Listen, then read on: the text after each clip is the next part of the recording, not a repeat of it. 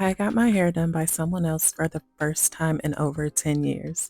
Y'all, I can't believe it's been 10 years since somebody else has touched my head. And now I see why people get other people to do their hair. Like, I haven't had someone do my hair in so long. This was such a pleasure to just sit and not do nothing to my hair. I'm getting a traditional sew in with the leave out. Y'all, how we met is just crazy. The vibes were just everything. We had such a good time. We laughed, we talked. We just had a really good time. And y'all, do y'all see this braid pattern? Immaculate. Okay. Immaculate.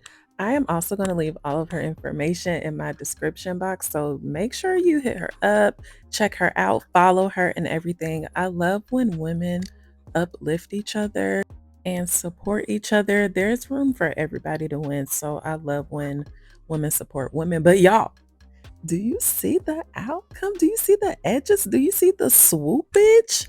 Do you see? Oh, I absolutely love it.